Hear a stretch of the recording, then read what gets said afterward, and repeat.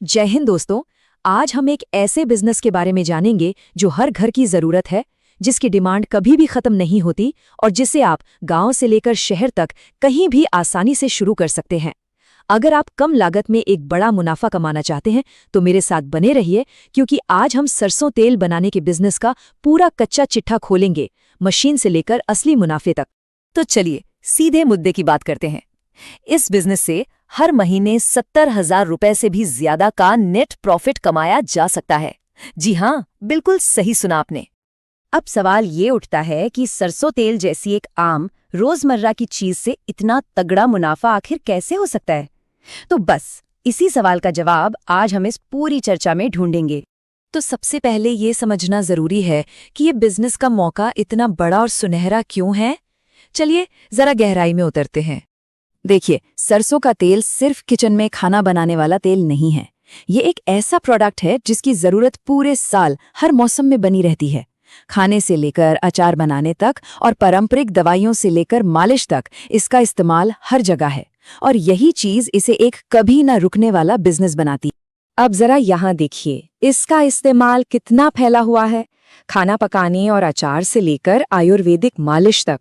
और इसका मार्केट गांव की छोटी दुकान से लेकर बड़े शहरों के सुपरमार्केट तक है।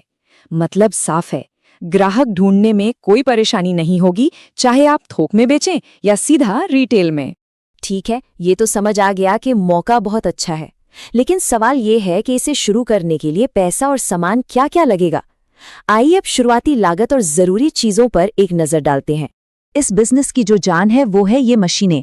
एक छोटे से मीडियम लेवल का प्लांट लगाने के लिए आपको एक ऑयल एक्सपेलर, तेल साफ करने के लिए फिल्टर प्रेस और पैकिंग के लिए फिलिंग मशीन जैसी चीजों की जरूरत पड़ेगी। ये एक बार का खर्चा है जो आपके बिजनेस की मजबूत नींव रखेगा। तो अगर हम मोटा मोटा हिसाब लगाएं तो सारी मशीनों पर आपका लगभग 3 से 4 लाख रुपए का खर्च आएगा। ये नंबर आपको एक साफ अंदाजा देता है कि बिजनेस शुरू करने के लिए कितनी तैयारी करनी है।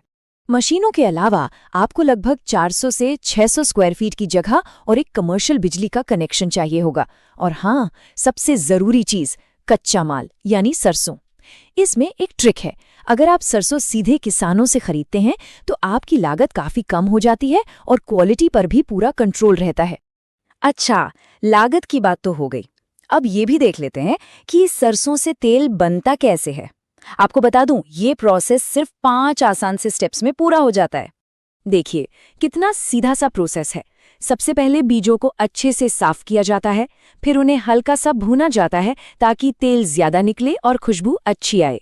इसके बाद एक्सपेलर मशीन अपना काम करती है, तेल और खली को अलग अलग कर देती है।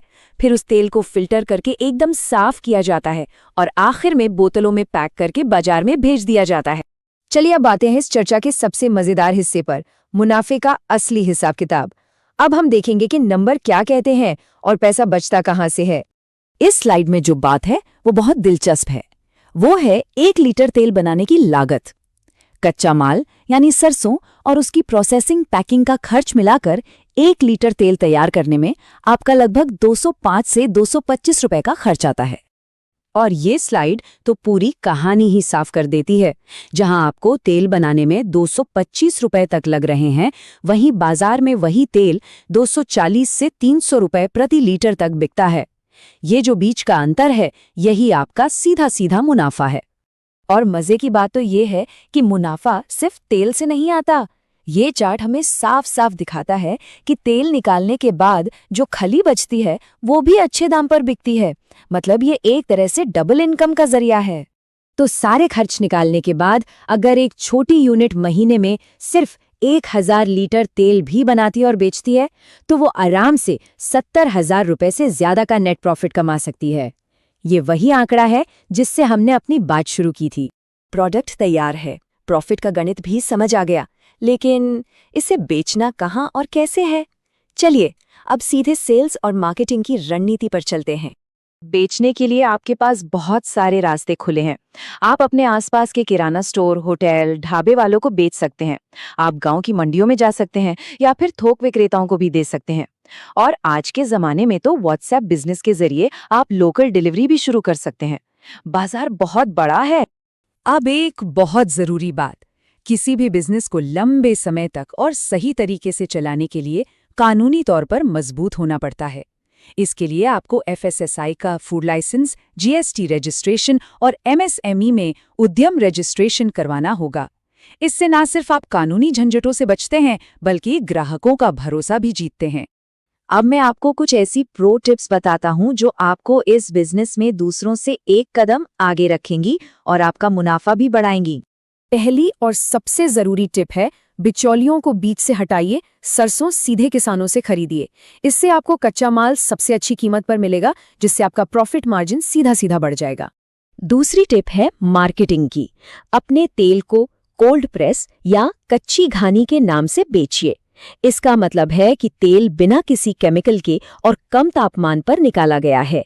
आजकल लोग अपनी सेहत को लेकर बहुत जागरूक हैं और ऐसे शुद्ध प्रोडक्ट्स के लिए ज्यादा पैसे देने से हिचकिचाते नहीं हैं।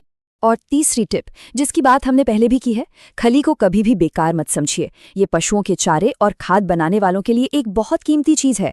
इसे बेचकर आप न सिर्फ अपनी कमाई बढ़ाते हैं, बल्कि अपने बिजनेस को एक तरह से जीरो वेस्ट मॉडल पर भी चलाते हैं। तो एक बिल्कुल साफ सुथरा प्रोसेस, कभी ना खत्म होने वाली डिमांड और मुनाफे का एक पक्का गणित, सब कुछ आपके सामने है। अब सोचने वाली बात यह है कि इस शानदार मौके का फायदा उठाकर अपने इलाके का अगला बड़ा और भरोसेमंद ब्रांड बनने के लिए पहला कदम कब उठाना है, इस पर सोचिएगा जरूर।